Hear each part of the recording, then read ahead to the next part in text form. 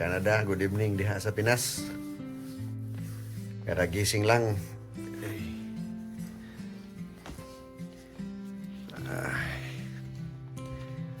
Pasok ko ngayon, wala akong umaga.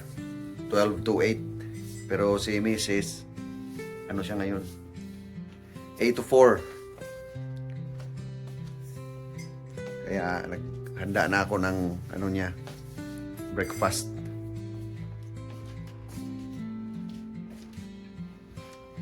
Morning. Pizza lang muna. Ano lang kinain niya? Pizza at saka kape. Tapos yung lunch niya, baon niya, gulay. Ay. Pasko na kami dito.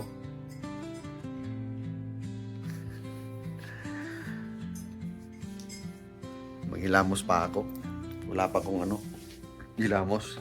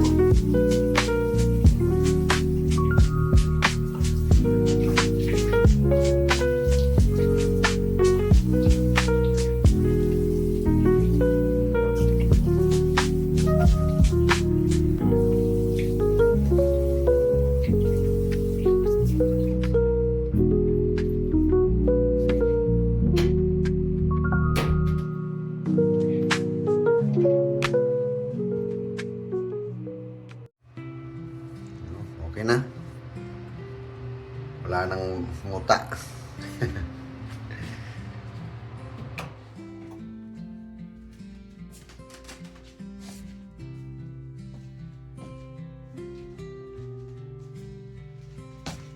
Okay, patingin sa labas. Uy, Ayan. umulan pala. Buti na lang hindi nag-snow.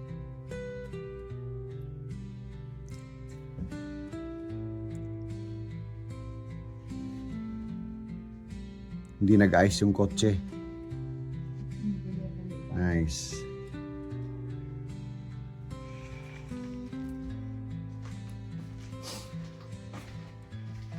Tumingkan noon.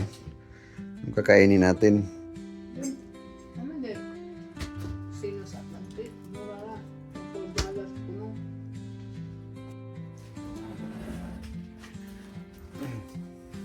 Mabilis na kain. Sa almusal. Anong oras na? Wala pa, may 20 minutes. Hindi mo ma-enjoy yung kape. Tagal kasing gumising. Hindi, gumising na, kaya lang, nag-cellphone pa. Kaya yan. Kasi oras pag nagsisilpon. Nagpintuhan kami na pala, meron kasing mga dito, may tindahan na mga Asian store, Asian store. May mga pagkain sa Pinas. Mahal. Grabe, sobrang mahal yung mga tosino. Bigyan na natin yun. Pero sabi ng kakilala niya na Pinay, meron daw sa sa grocery, yung malaking grocery dito sa sa 200 St. pounds. John. Meron daw tosino, mura compare doon sa Asian store. Kaya try natin doon. Hanapin natin 'yon. Masarap kasi kusino sa almusal. Umaga. So kayo dyan, tapos na ba kayong ngayon gabi? Hapunan?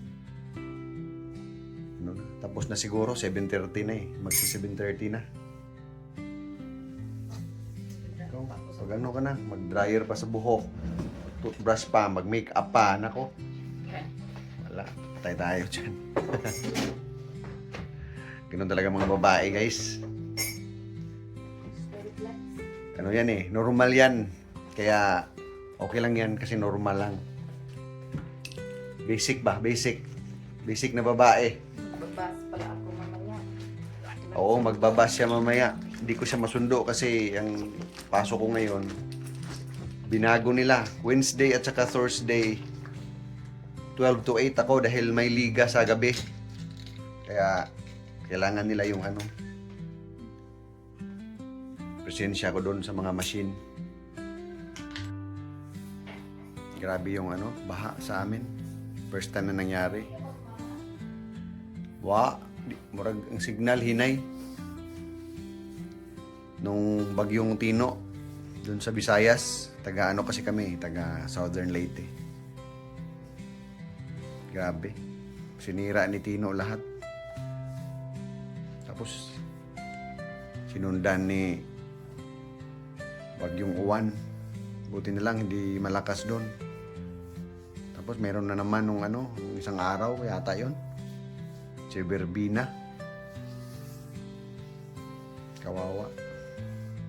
Yung mga anak namin nandun pa. Ay, naku. Nung nagbagyo, hindi namin makontak sila. Hindi namin alam kung anong nangyari. Hindi kami pumasok. Awa kami sa ano, mga anak namin, maliliit pa. Eh, hindi naman. Yung lalaki is 11, tapos yung babae 6 years old. Pero, nag-apply na ako ng ano, bagong work permit ko. Yung PR namin, ano na-apply ko na rin. Kasama yung ano, sa work permit ko, kasama yung dalawang anak ko, study permit nila. Sana. Nung July pa yon, baka next month sana lalabas na yon para makakuha na namin yung dalawang bata. Ang hirap. Pero sige lang. Para sa kinabukasan nila. Di ba?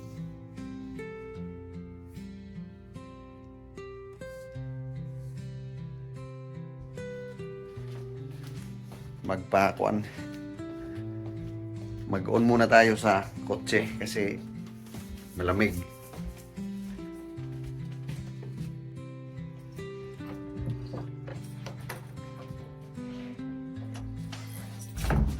Aray.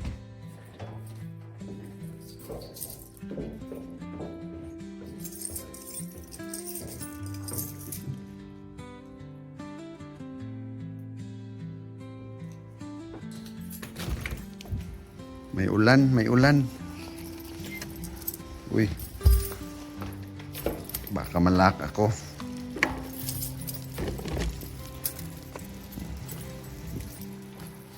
Uy.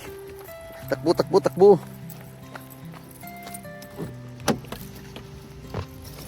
Okay.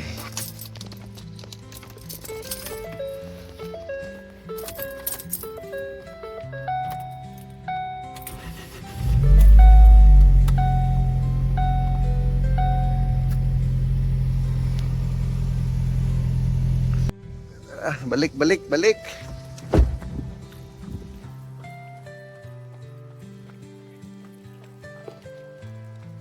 Ay, na.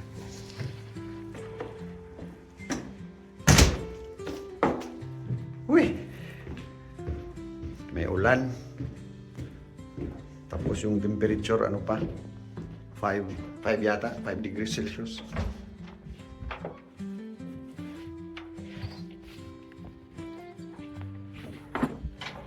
Buti na lang walang snow.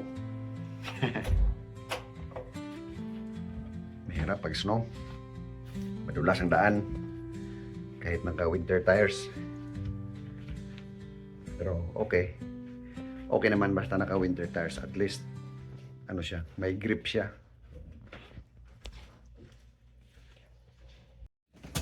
Aray, hatid na natin yung si Commander Bawang. Aray. Hatid na natin si Commander Bawang.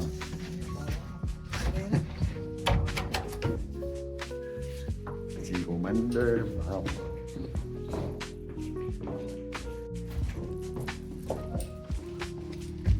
Ulan.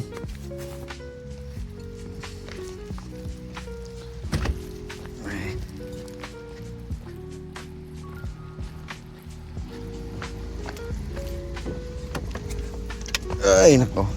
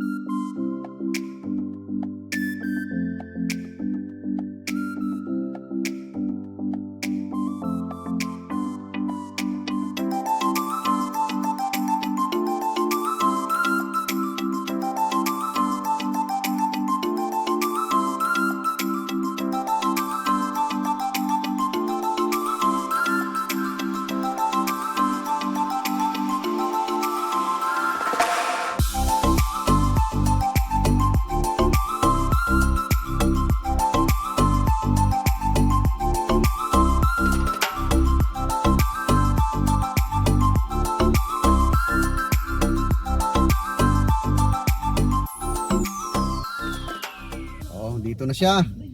Bye. Luka bay. Luka bay. Ingat. Doon.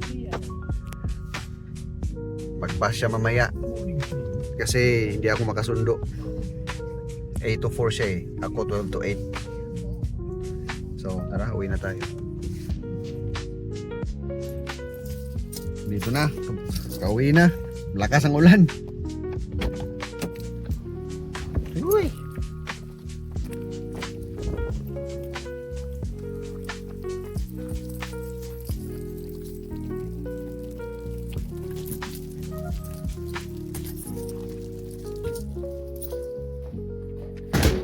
Ay, thank you Lord.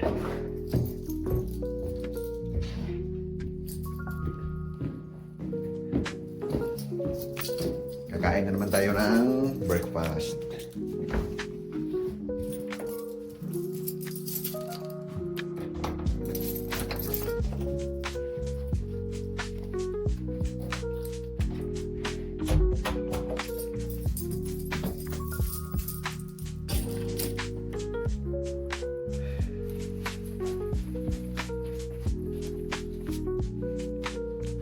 Jacket natin na mabigat, pambihira.